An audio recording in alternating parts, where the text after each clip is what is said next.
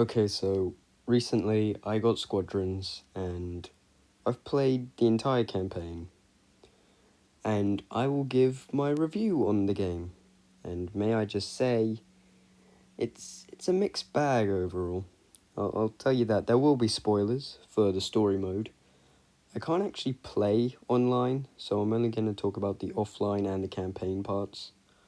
I might be able to play online soon, so I might put a little comment at the bottom of this video saying what the multiplayer is like. I hear it's probably the best part, but I don't know that because I haven't played it.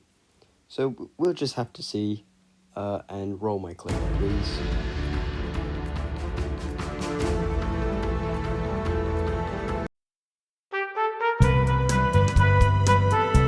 So the gameplay for this game is of course based around Star Wars ships. And let me just say, this is easily the best... Well, I haven't played Battlefront 2, but I'm going to have to assume this is definitely the best, most in-depth look at Star Wars ships. You have all different mechanics that you can use. I feel like some of it is a bit over the top. I don't think we need everything, but definitely like stuff putting power to your engines, putting more power to your engines and using that, or putting more power to your blasters is definitely a really cool addition and definitely does make sense. You can also customize your cockpit, but we'll get into the customization in the next section.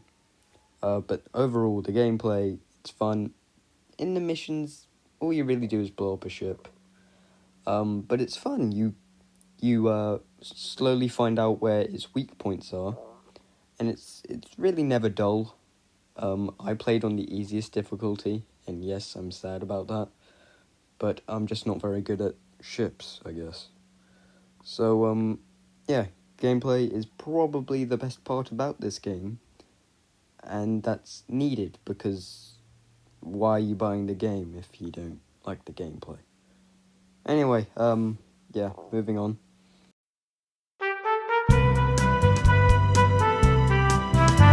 Customization. It's pretty pointless. Now, you can, in the multiplayer, you can customize more, but for the stuff you can customize in the actual campaign, it's all pretty pointless. I can understand if you want to customize your armor design and your clothing, but really, what's the point in choosing a face? I can understand it for the rebels because the helmet actually shows the face, but you don't need that many options. I like the Celestin, but for the Empire, there's absolutely no point in choosing a face, as you're never ever going to see the face. You barely appear in any cutscenes, and the other time you can use it is for the multiplayer, when you can see yourself at the end. But for the Empire, you're not showing your face, only the helmet. So why do you need to choose the face? Why? What's the point in that? Also, you get to choose a voice. You never speak to anyone. There's no point. There's also emotes, which are pointless. I think the only time you can use them is when you're standing around for the multiplayer, and that's it. And then what else? I believe that there's the victory poses, which I quite like. But then finally you can choose your own name. That's weird, as no one's ever going to call you by your name. And it just really makes you think, why did I choose my own name if no one's ever going to call me it? I can see my own name when I occasionally decide to speak, but that's it. Really, really weird. Not a fan of the customization at all. I like being able to customize, but in this game it feels pretty pointless.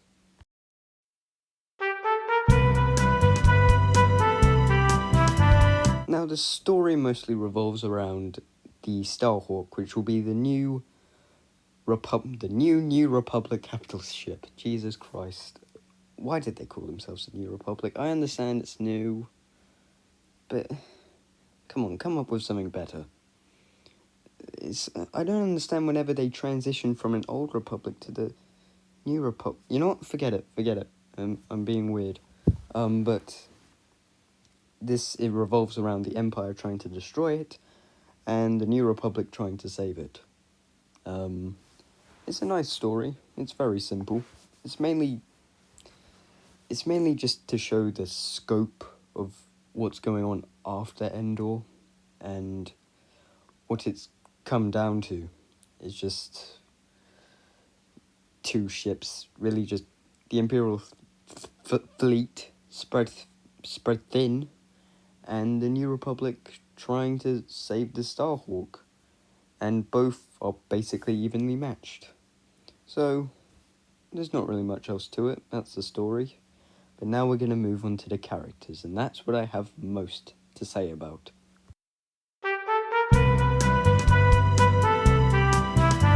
Also, may I just say before I begin this, that people were complaining that the main character for Jedi Fallen Order was just a white man. But then I realised as I look at this game, you have your black women, you have your black men, you have your Asian/gay character, you have your females, and there's so many more. The only white people I remember, well, no, I shouldn't say white people, I mean white men, is Wedge and that random Colonel guy. I'm just saying, what a fucking 180. Also, I forgot about the possible single mother. Let's be honest, these people weren't actually going to play the game. That's just something I thought I would bring up. Nothing really else to it. Moving on. Easily the worst characters, in my opinion, is the two mechanics. They don't do anything. You can barely ever talk to them. Well, I talked to the Imperial one once, and this lady twice. It's a waste of characters, honestly. I think they're pretty pointless. I would have preferred it if they weren't in the game. The only thing I like about Grace is her voice, because she's British, and I love my British, my fellow Brits, but besides that, she's basically nothing. I like her relationship with Frisk, but there's really not much to that. We barely see it. So, boo. Next we have Kyo, and that character does absolutely nothing for me. Really uninteresting. They try to make them interesting, but doesn't work. Bad character, really. Then we have Von Reg, and I only like her because she might be related to my boy Elric Von Reg, Major, from Resistance, who was my favourite character in that show, but he died, so that was sad. Besides that, she just kind of looks like an angry little boy, really. I don't really care for her. Sol isn't as bland as the others. She kept flirting with me throughout the entire thing, although I saw her eyes on Shen, and I got jealous, but that's not the point. She wants the Imperial Senate back because her parents are senators, and I think that's a fair one.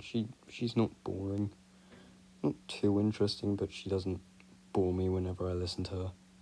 While we're here, let me discuss our two cameos, and that's Hera and Wedge. They're not bad at all, unlike the next character I'm about to talk about, but they don't really do much else. They're there, but they're really only there to give you exposition and to have some interactions. We go to Yavin Prime with Wedge, and that's pretty cool, as that's my favourite Star Wars planet, at least one of them.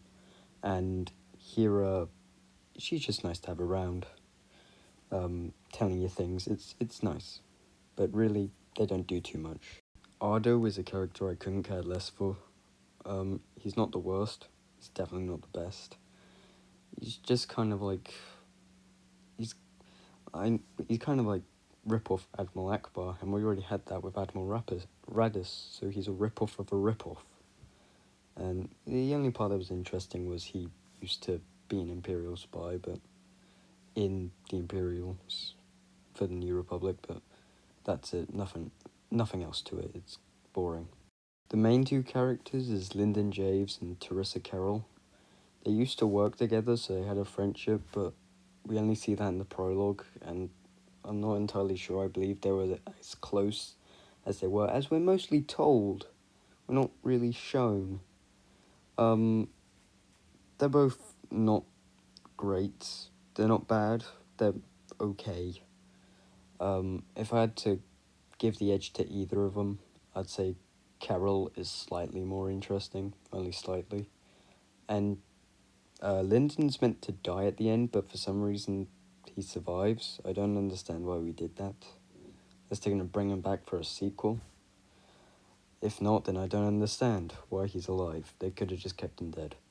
LT514 talks funny and looks like a Lobot. That's it. Nothing else to him. He's nice to have around, but doesn't do much. Now we finally get into the characters I feel are the good characters, and that begins with Varco Grey, because he feels like a human who just came into the Empire to actually help bring order to it. He seems like an ordinary guy, brought off, I don't know where he was born, but brought off he was brought off the police department and he fought for the Empire. That's interesting, and it's a really cool thing to see just what a normal person does for the Empire. He's a good character. I like it. Then we have Gunny, and she constantly talks about the Clone Wars on the Battle of Mimban with the 224th Clone Division Mud Jumpers. And we see them in Solo on Mimban, and also it's first mentioned in Rookies, which is a really cool thing to do, and she's also quite entertaining to have around. Then we have Frisk, and I really like him because he's a Trandoshan. 1, he's very entertaining. 2, he flips me the middle finger. And 3, he's a Trandoshan. And Trandoshans are constantly shown to be the villains, and this one's actually fighting for the good guys. We don't have many of them. We have, Seeker, or whatever it's called, whatever he's called in the High Republic. Then we have this guy. Now we just need one in live action. Finally, we have the badass. He calls himself Shen, but really, he's the badass. He's a mix of Zev, General Grievous, and Din Djarin, in my opinion.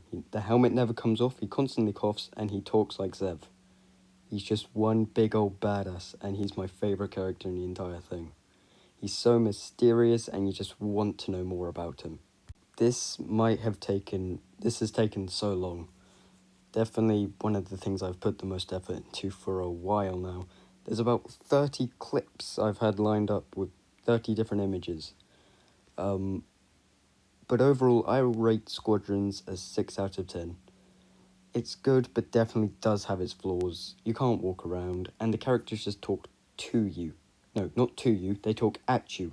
And it's really weird, so 6 out of 10. When Lego Star Wars The Skywalker Saga comes out, I will rank every single Star Wars game I have ever played. Which is surprisingly not many. But again, if I ever get to play the multiplayer, I'll probably put a comment down below. But anyway, guys, anyway, soldiers, I hope you really did enjoy the video. If you didn't, not my fault, you wasted about 13 minutes of your life. And I'll see you later, soldiers. Goodbye.